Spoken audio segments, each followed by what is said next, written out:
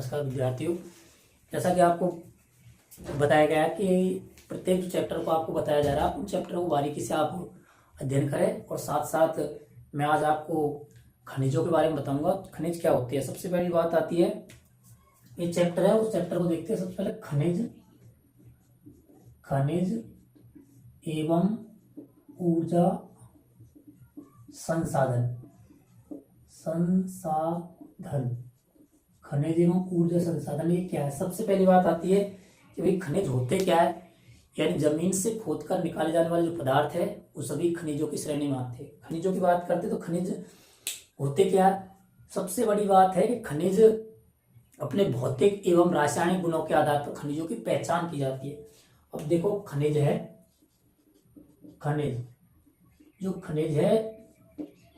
उनको दो भागों में बांटा गया है। कितने भागों में बांटा गया है? दो भागों में। तो खनिज होते क्या, खनिजों की बात आती है, खनिजों को दो भागों में बांटा गया है। पहला जो खनिज आता है वो धात्विक खनिज होते हैं। धात्विक खनिज है। और दूसरे होते हैं वो आपको अधात्विक खनिज है। अधात्विक खनिज। तो दोनों खनिज है, इनको देखते हैं।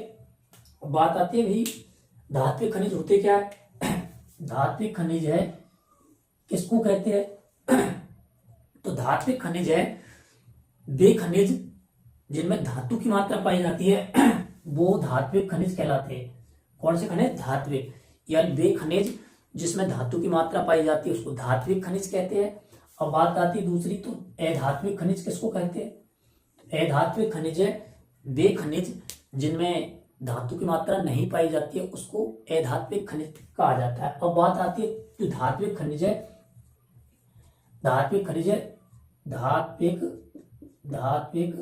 खनिज। अब बात आती है धात्विक खनिज है, ये कौन से होते हैं? इस प्रकार के धात्विक खनिजों में आपको मैंने बताया कि धात्विक खनिज वे खनिज होते हैं जिसमें धातु की मात्रा पाई जाती है। अब धात्विक खनिज है, इसको धात्विक खनिजों को दो भागों में बांटा गया है।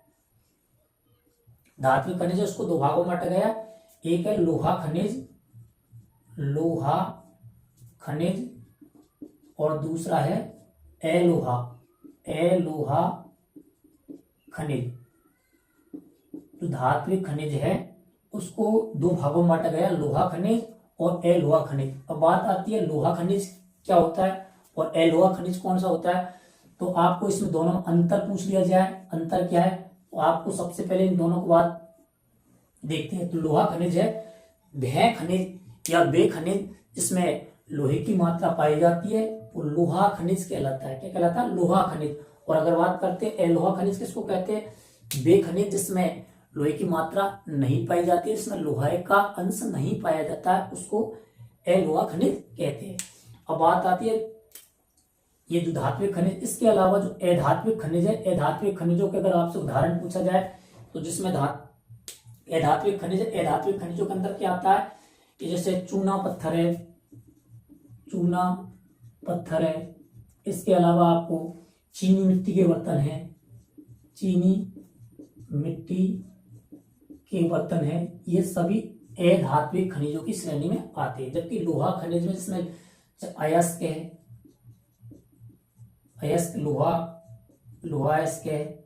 इसके अलावा अधात्विक खनिजों में आपको जो अधात्विक खनिज है उनमें चूना पत्थर, चीनी मिट्टी के बर्तन है और अधात्विक खनिज। इसके अलावा अलोहा खनिज है, अलोहा खनिज में आपको कह सकते हो आप बॉक्साइड है, इसके अलावा कई प्रकार के जो अलोहा खनिज है वो आते हैं। जैसे आपको सोना है, चांदी, ये सभी अलोहा खनिजों की श्रेणी में आते हैं। जबकि लोहे के अंदर लोहा अयस्क है, इसके अलावा ये आपको अलोहा खनिजों की श्रेणी में आते हैं। इस प्रकार से जो खनिज है उनको बांटा गया है। इसके अलावा आपको जो मेन चीज है उन चीजों को विशेष ध्यान रखें, उनको अगर आप बात करते हैं। इसके अलावा आपको ऊर्जा के संसाधनों की बात करते हैं। ऊर्जा जो संसाधन है, ऊर्जा किसको कहते हैं? पहली बात तो याद, ऊर्जा है, सबसे बड़ी बात है ऊर्जा संसाधन है। ऊर्जा संसाधन की बात करते हैं तो ऊर्जा संसाधन होता क्या है? पहली बात, ऊर्जा जो है कार्य करने की क्षमता है उसको ऊर्जा कहते हैं। क्या कहते हैं, ऊर्जा, यानी कार्य करने की क्षमता है वो ऊर्जा है। अब ऊर्जा संसाधन है, इसको दो भागों में बांटा गया है।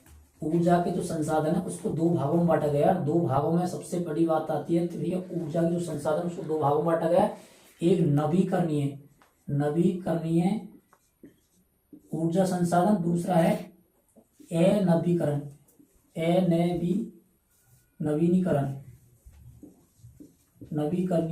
नवीकरणीय इसको कह सकते हो नवीकरणीय।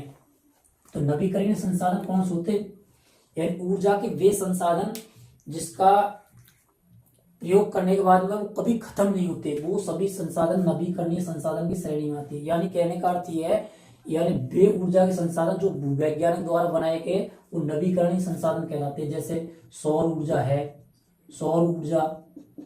पवन ऊर्जा,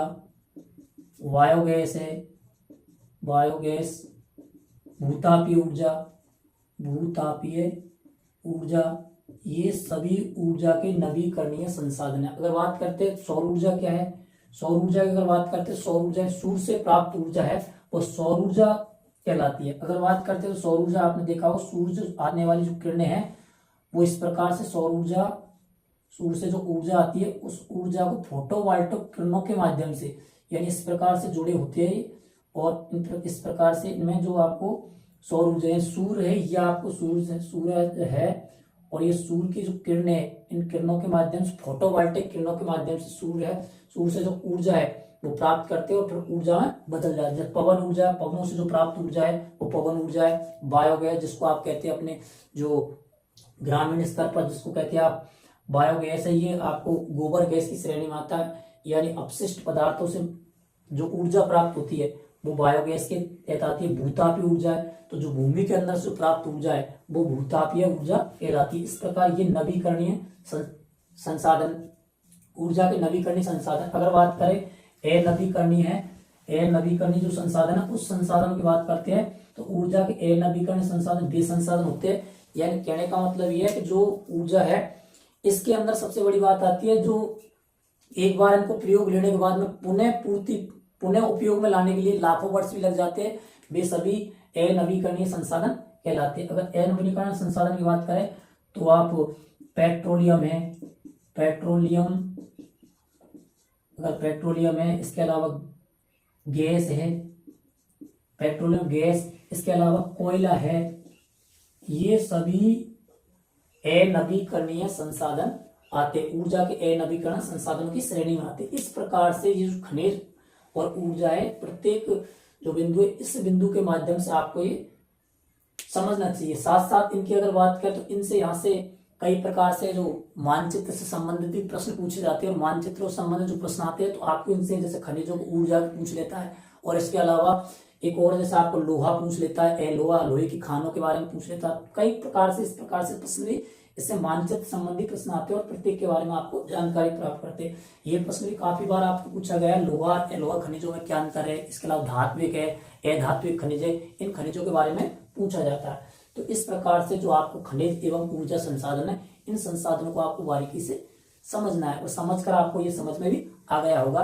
तो इन चीजों को आप बार बार अगर समझोगे, बार बार अगर इस चीज को जानोगे तो आपको ये आराम से आसानी से समझ में आ जाएगा। कोई ऐसा इतना कोई खास इसके अंदर ऐसा बिंदु है भी नहीं। और साथ साथ इस चीज का भी ध्यान रखना, क्योंकि ऊर्जा और इसके अलावा जो खनिज है इनकी विशेषता से आपको अवगत हो गए होंगे, और साथ ही साथ जो आपको एक तो जो खनिज एवं ऊर्जा है ये दोनों को आप बारीकी से समझ गए। आज बस इतना ही आपको इस लेसन के बारे में बताएंगे, बाकी आपको आगे के बिंदु में हम आपको जानकारी देंगे।